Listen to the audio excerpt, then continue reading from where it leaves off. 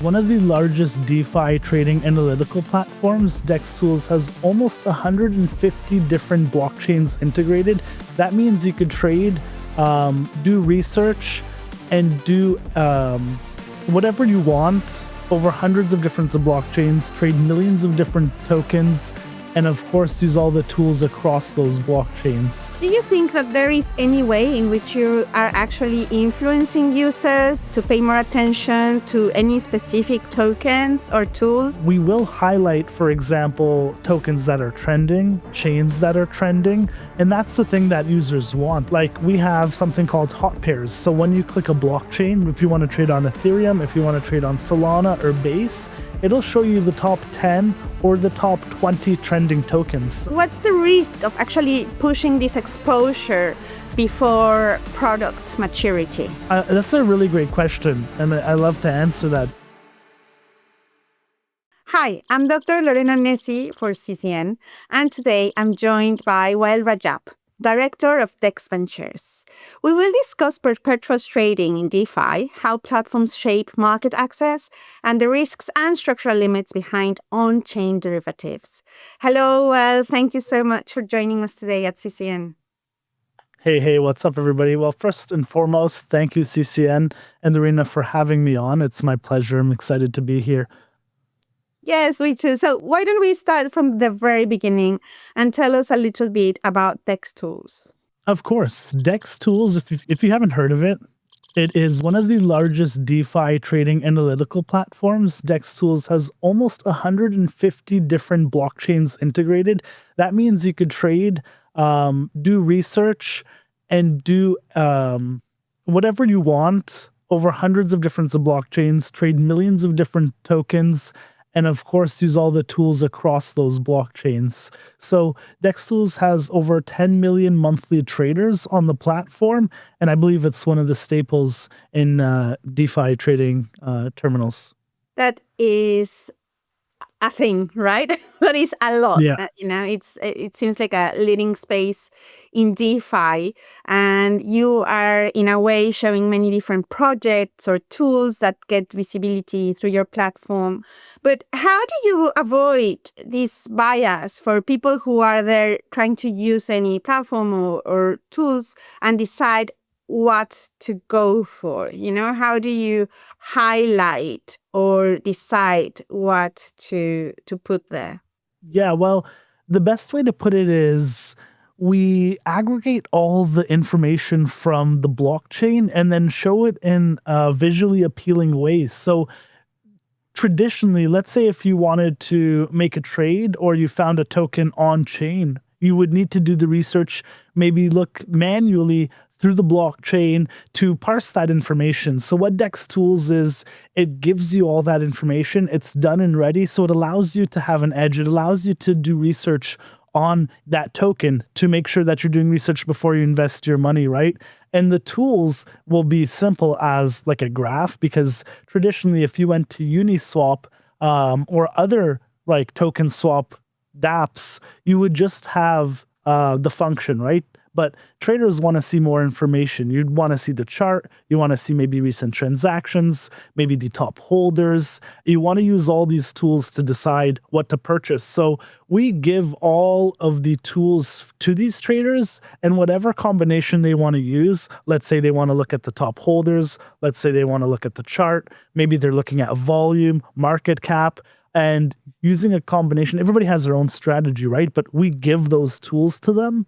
And it's hard to specify which ones people use specifically. I mean, we could see it through the data, of course, but just like, the basic chart, the basic information from market cap, also to make sure they're not getting scammed or rug pulled. I think important is the safety and security part of it. So we go through the audits to make sure there's no malicious contracts, to make sure there's no rug pulls, we give it a score on DEXTools. So after all those checks, if you go to a token and you can see, okay, it's giving me a warning or there's low liquidity, you'll more than likely stay away from that. But you go to a token, you see, there's a high score, there's high liquidity, all these features and tools are just available to you, right? Where traditionally you had to go to 3, 4, 5 different platforms to do those research manually and then compile that research to make a decision. But at DEXTools, it's all there for you. And it's really easy to use. And whatever features you want, it's totally free. It's up to you how you want to combine those features. And I hope that answers your question. Yes, it does. Do you think that there is any way in which you are actually influencing users to pay more attention to any specific tokens or tools? Or do you think the responsibility is all on the users?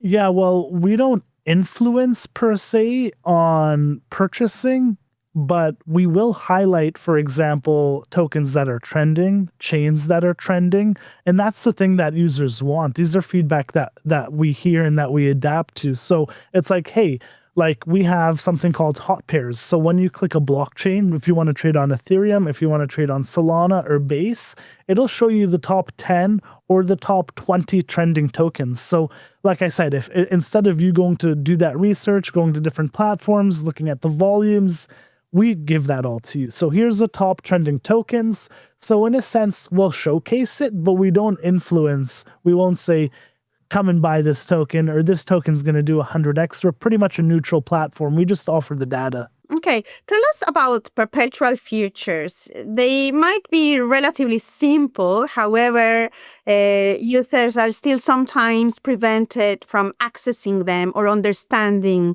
these products. Of course. Well, perpetual futures and then spot trading is quite different. So spot trading, and I think explaining both is quite important. So spot trading is when you actually own the asset.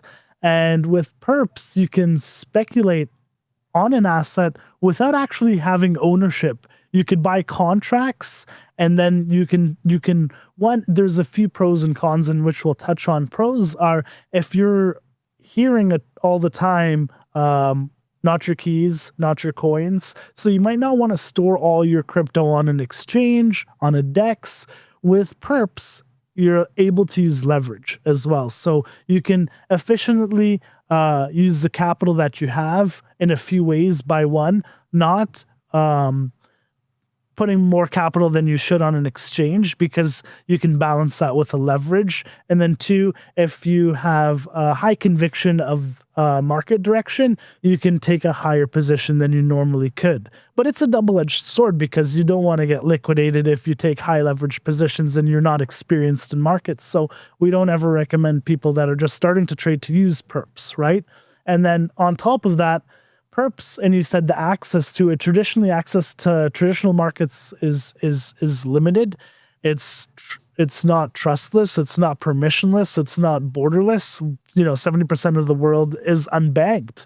And with these perp dexes now, it's a fair playing game for everybody. You allow anybody with an internet connection to have access to these perps, to have access to buying crypto, and not only crypto anymore, it's real world assets, to stocks, ETFs, gold, and whatever assets that are hitting the blockchain. So it's leveling the playing field. The traditional landscape of investing has definitely changed, and we're seeing perp dexes grow in massive amounts of volumes. I think over the last 2 years, almost a tenfold. How is actually DEXTools allowing these perps to happen or to be available to your market or to your users? PerpTools, DEXTools has launched PerpTools, which fills the gap, which traditionally users would just be doing their analytics, their research on DEXTools, but now through PerpTools, they're able to trade. It'll be fully integrated into DEXTools,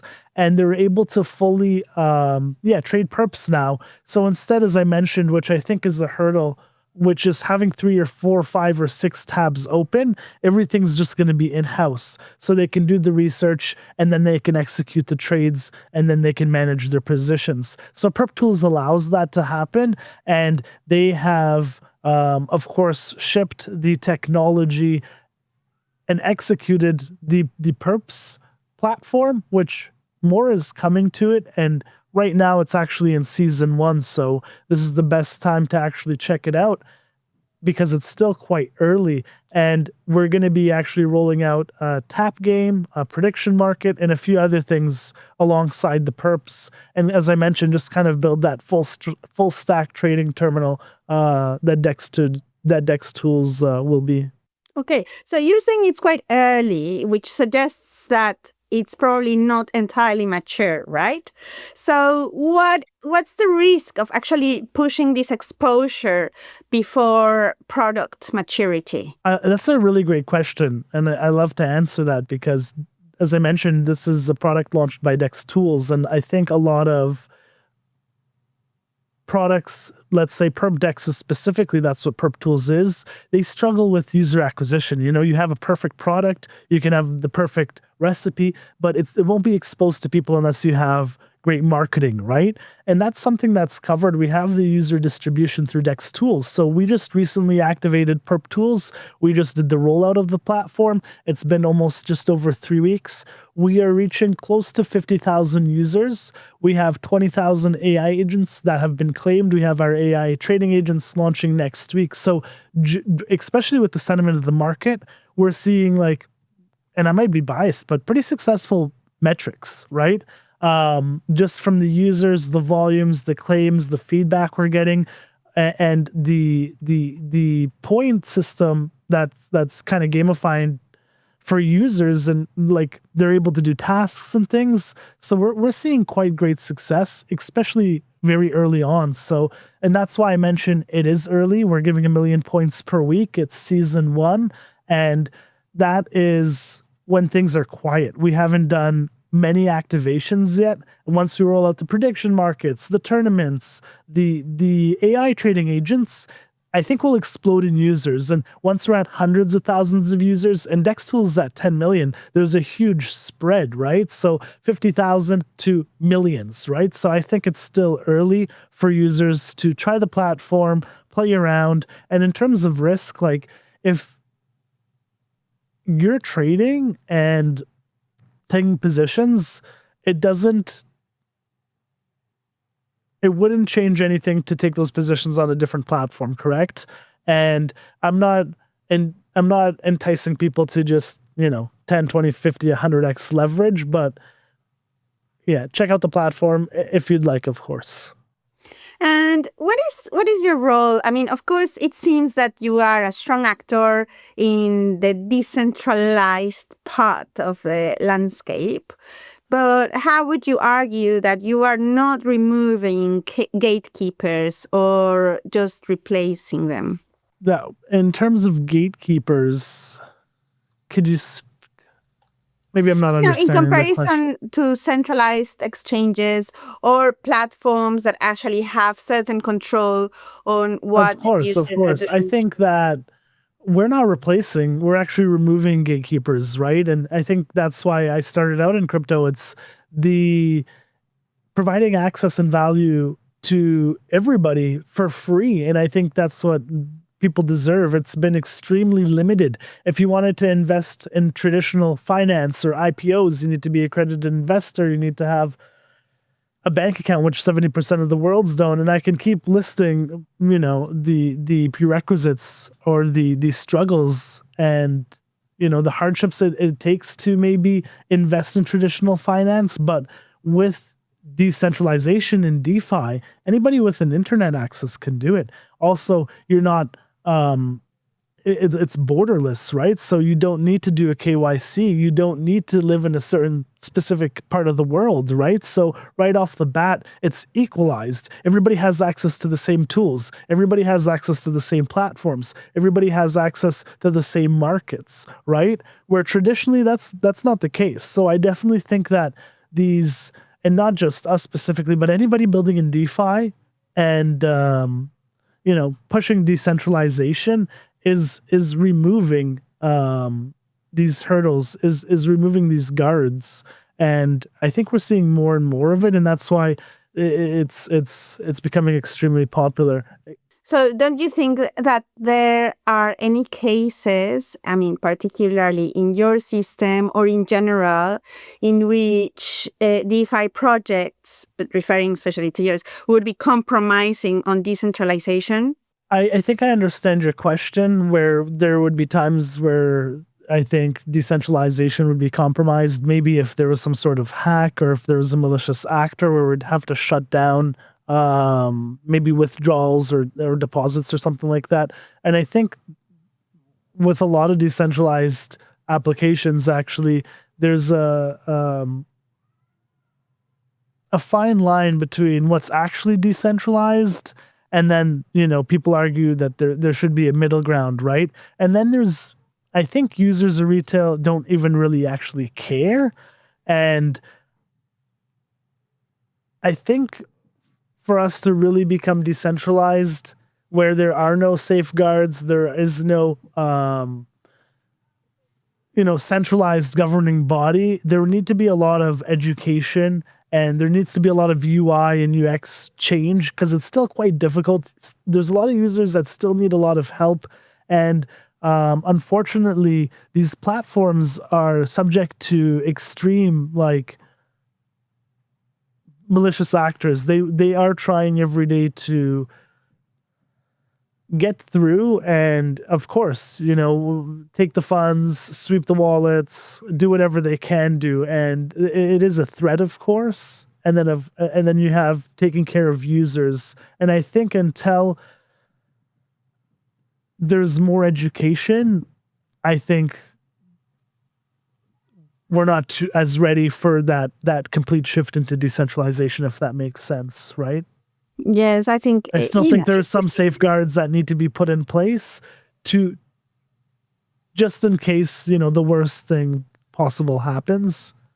Absolutely. And why do you think that there are so many DeFi projects that fail after going live?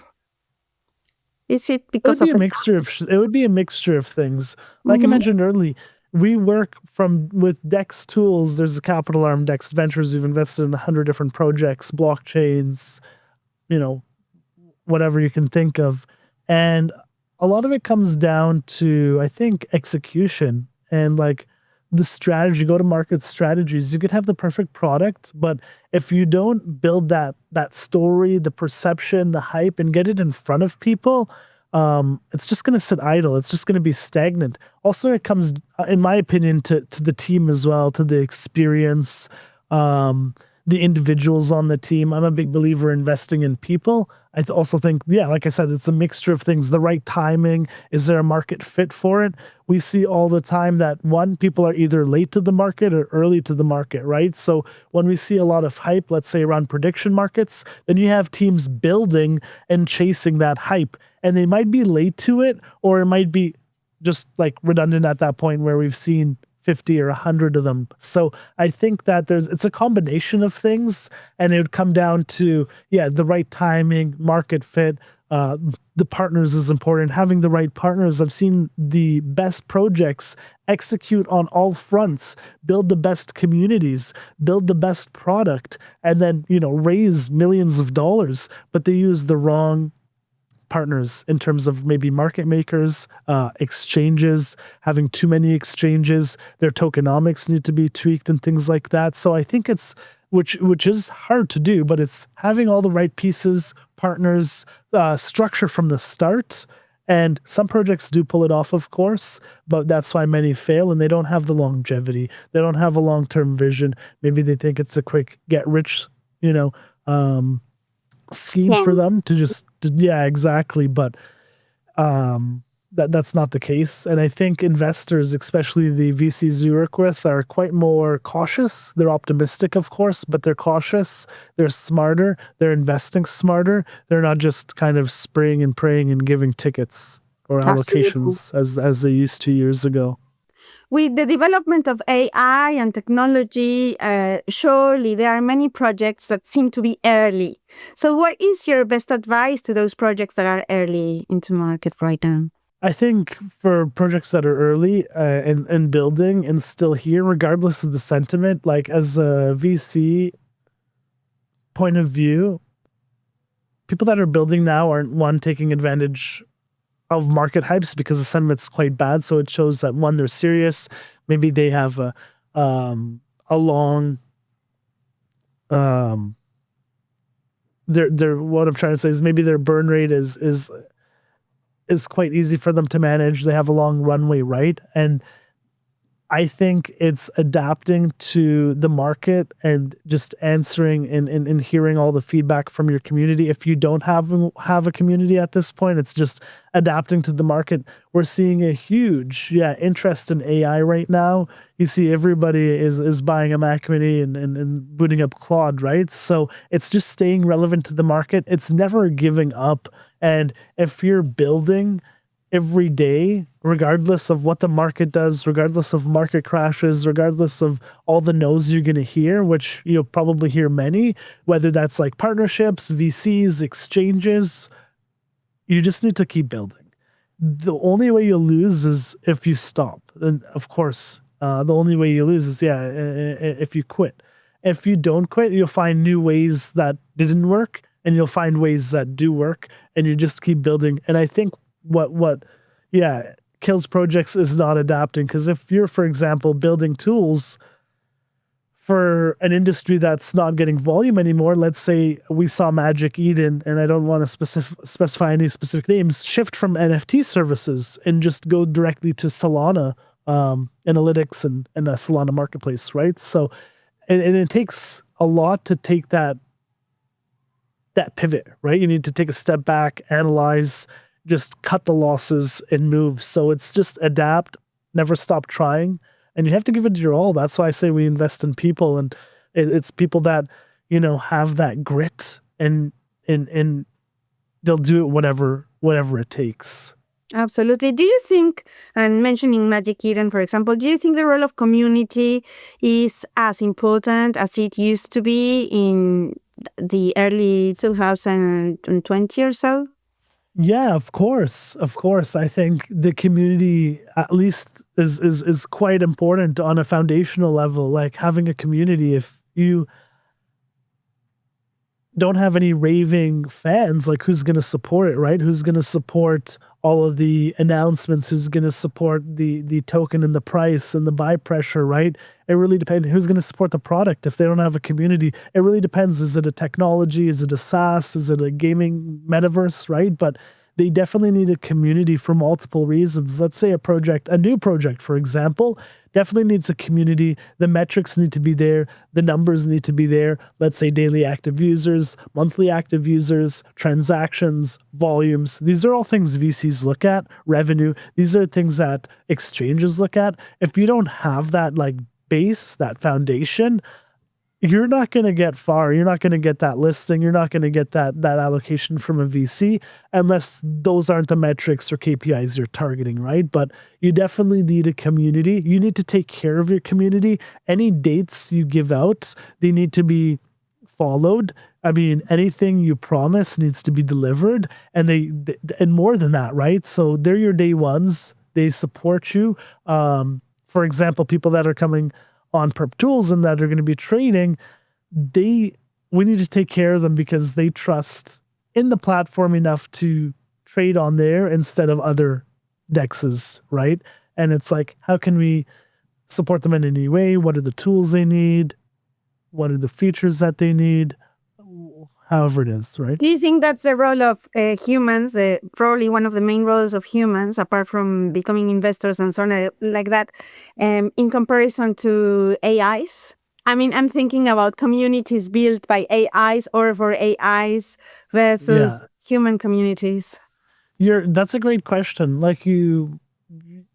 And just to give you some context, like we are using Claude as well. And it's like we can build automated systems and flows to manage these social medias, to manage Discords and chat with people, like all the Discord, Telegram, all the social media channels, right? But I personally think that you need to know what role AI takes and what role humans play, right?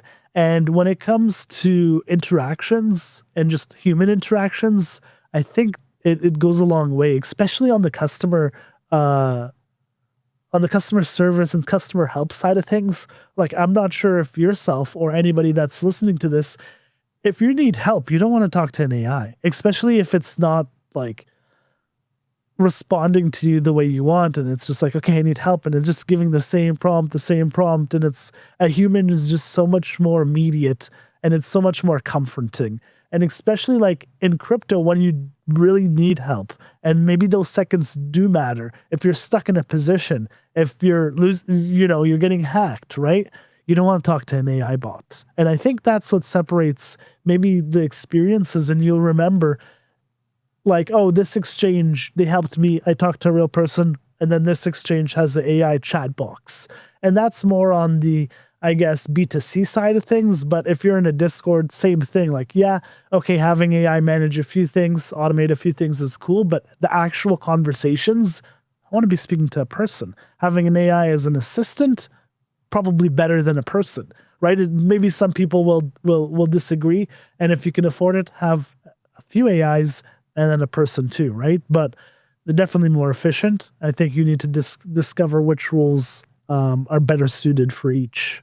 That is very interesting, considering that AIs like chatbots have been incorporated mostly in all areas, right? First, like before many other tools. And actually, that's something that we don't like. Of course. And I understand, like, maybe because I think it all comes down to numbers at the end of the day.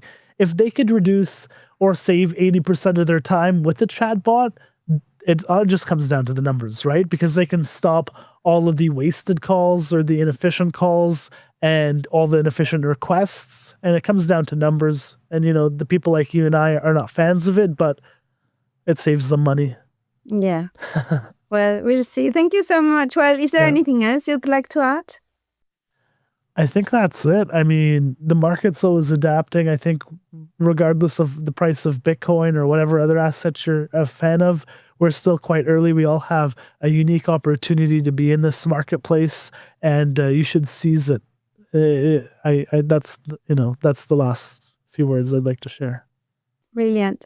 Well, thank you so much for joining us today at CCN. That's Wael Rajab, Director of DEXT Ventures. I'm Lorena Nessi. Thanks for watching and see you next time.